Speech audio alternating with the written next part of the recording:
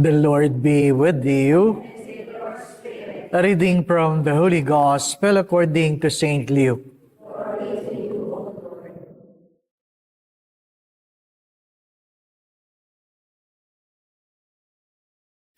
Jesus took with him Peter and John and James and went up the mountain to pray. As he prayed, the aspect of his face was changed as his clothing became brilliant as lightning. Suddenly there was two men there talking to him. They were Moses and Elijah appearing in glory, and they were speaking of his passing, which he was to accomplish in Jerusalem. Peter and his companions were heavy with sleep, but they kept awake and saw his glory and the two men standing with him. As these were leaving him, Peter said to Jesus, "Master, it is wonderful for us to be here. Let us make 3 tents, one for you, one for Moses, and one for Elijah." He did not know what he was saying. As he spoke, a cloud came, covered them with shadow, and when they were into the clouds, the disciples were afraid. And a voice came from the cloud saying, "This is my son, the chosen one. Listen to him." And after the voice had spoken, Jesus was found alone. The disciples kept silence, and at that time told no one what they have seen.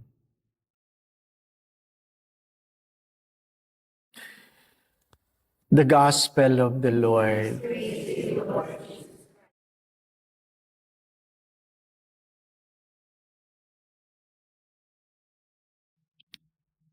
Very few pilgrims visit this place because it is out of the way. Second, you have to pay. You have to pay. Travel agencies would always look for places where there is free. But third, this is a Carmelite monastery. And you know that if you want to see things clearly, you have to distance yourself. If you want to see things clearly, you have to distance yourself. Because in distancing yourself, you will be able to see the bigger picture. Mahirap yung palaging nakadikit sa mukha yung tinitingnan mo. Hindi mo na nakikita yung dapat mong makita. You distance yourself. What is the first reading trying to tell us? I do not know if you have experienced this, but some people have experienced this. They have lost the reason to live. They have lost the reason to live. They don't find meaning anymore. Not because they have problems, not because they are poor, not because they are sick, but sometimes when you are so focused about what you have, you begin to lose the meaning of what is important. Even Elijah have said, "You can take my life." A prophet, a prayerful person, and yet said, "You can take my life." Wala na saysay. And of course, the rest of the story is that God revealed himself not in the thunder, not in the earthquake, not in the fire, but God revealed himself in a sweet, silent, quiet voice. Minsan kailangan natin ng katahimikan. Ano po? Marami sa atin takot ang tahimik. Bakit? Takot sila baka marinig nila yung mga bagay na dapat nilang marinig. Takot sa tahimik. Ang simbahan, maingay na. Ang ingay na ng simbahan. Ano po? Hindi na nakakapag-antay ng misa ang mga tao nang hindi nagsasalita. Di ba? maingay. Pero paano mo maririnig ang Diyos kung maingay ka? That is a very important question. Paano mo maririnig ang Diyos kung maingay ka? Actually, one of the purpose of the pilgrimage is to distance yourself from where you are so that hopefully you're able to hear God. You're able to hear God. Hindi mo talaga maririnig ang Diyos kapag ikaw ang nagsasalita. At malungkot na kwento at mas mahirap doon, nagsasalita ang Diyos sa katahimikan ng ating mga kalooban. Anong meron sa gospel? The gospel is about the transfiguration. Doon tayo galing kahapon. Ano pa? Pag binabasa yan, palagi kong tinatanong sa sarili ko, paano kaya nila nakilala mukha ni Moses? Di ba, no? Paano nila nakilala mukha ni Elijah? Di ba? Wala pa namang selfie noon, wala pang picture. Pero nung nakita nila, nakilala nila. Di ba? There must be something. There must be something that you're able to recognize the people of God. Nung isang araw, tinatanong, Father, sino yung estatwa doon sa loob ng simbahan? Sabi ko, hindi ko alam. Alam mo? Hindi ko alam. Hindi mo naman makikilala lahat, di ba ba? No? May mga simbahan tayo sa Maynila, sa Pilipinas in general, na makikita mo na sa mga mural, nagpa-drawing na mural. Doon sa mga santo, nandun yung mukha ng kura paroko. Ano po? Oo. Tinitingnan ko isang mural na isang simbahan, hindi ko nasasabihin ko saan. Alam ko yung mga santo eh. Ito si St. Thomas yan, si Teresa yan. Tapos pinapanood ako ng kura paroko. Sabi niya, kilala mo lahat, Father? Sabi, sino yan? Oo, yan ho ang kuraparo ko dati. Hindi ba? Ha? Yun ang isang simbahan sa Pasay. Si Saint Joseph at saka si Jesus. Ano po? Tinitingnan ko, tagal ko nagdadasal. Distracted talaga ako. Sabi ko, may kamukha ito. May kamukha.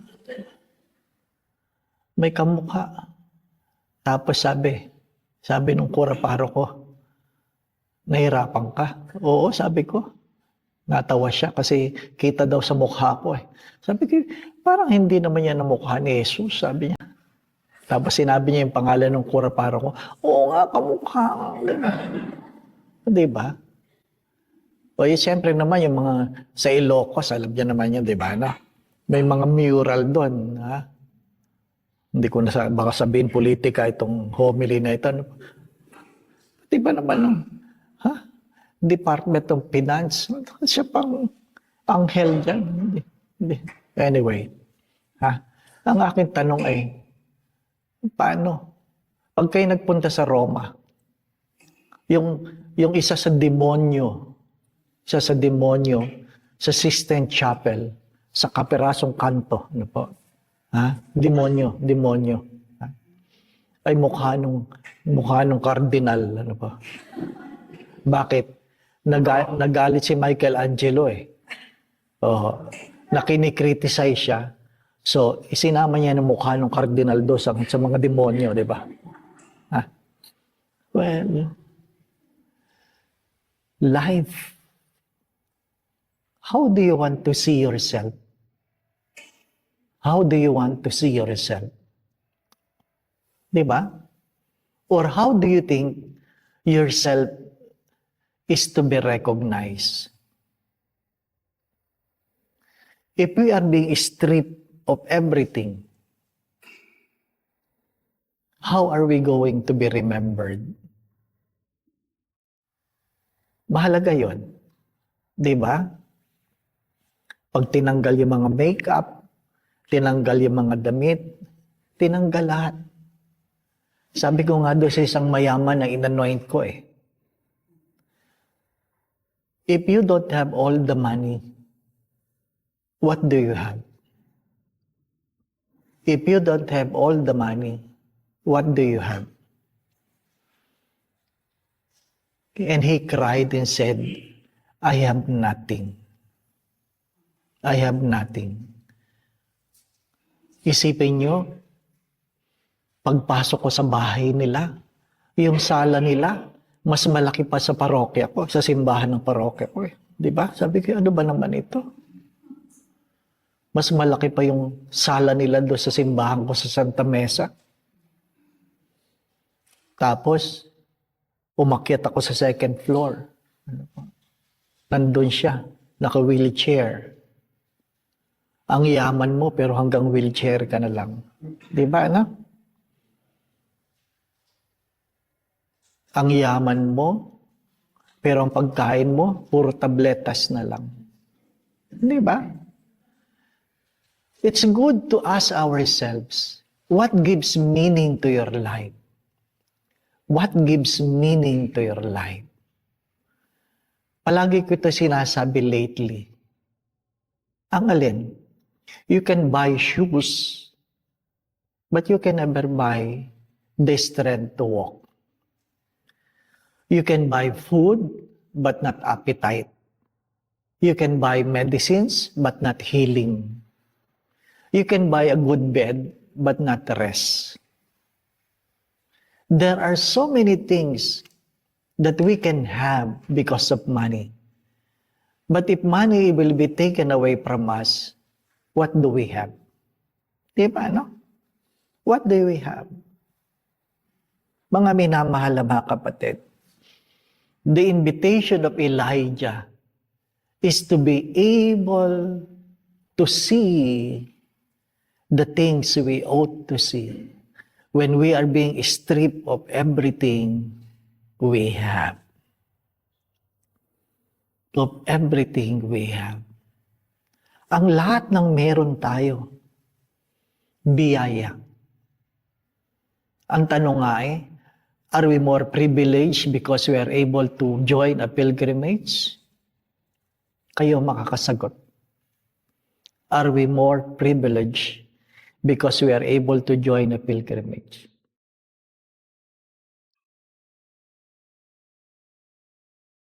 Masyado na maingay. Maganda yung tayo ay nagpupunta sa lugar na tahimik, na malayo sa tao.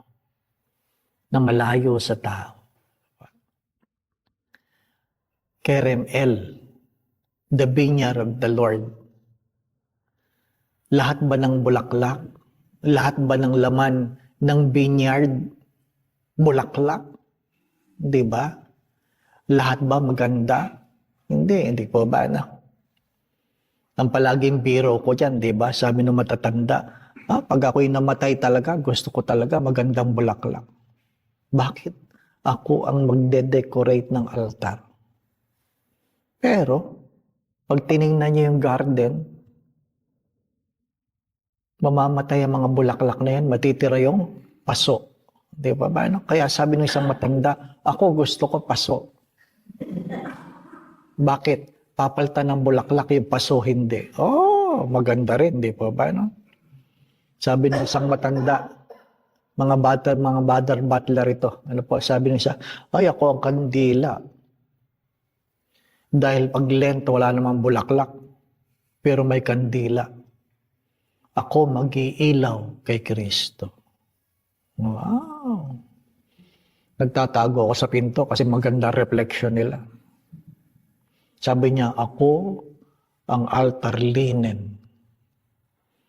Pwedeng walang kandila, pwedeng walang bulaklak.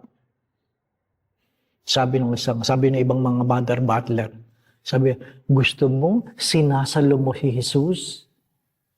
Sabi niya, hindi. Gusto ko araw-araw, hinahalikan ako ni Father. Kasi di ba, pag misa, di ba, no? Sabi ko, bigla ako lumabas, sabi ko, tatandaan nyo na, ganyan pa kayo. ano nga kaya ang laman ng iyong isipan, no? Tanging ikaw lang. Tanging ikaw lang nakakaalam. Di ba? My dear friends, my brothers and sisters, it is not just, yes, it is important that we are able to see.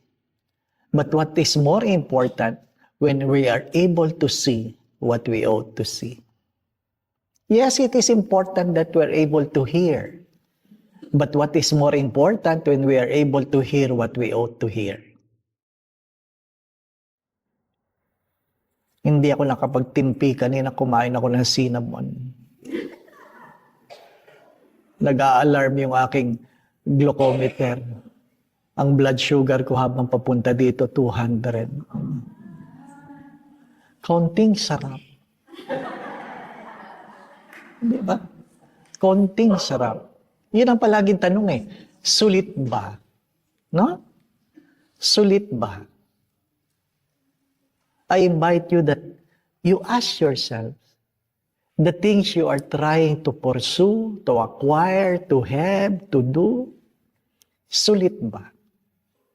Or you might end up asking the Lord, Lord, you can take my life. There's no meaning anymore. Do not forget this. You can have everything. Without God, then you have nothing. But you can have nothing. With God, you have everything. Amen. Going back to what I've said, what is really more important is meaning. Meaning is the reason why we want to continue to live. You can have everything, but the moment it loses its meaning, then wala na. Kaya nga maganda yun eh. If you have everything, but without Christ, you have nothing. And you can have nothing, but with Christ, you have everything. The Lord be with you. And may Almighty God bless you and your family, the Father, the Son, and the Holy Spirit. The Mass has been offered. We continue to love and serve the Lord.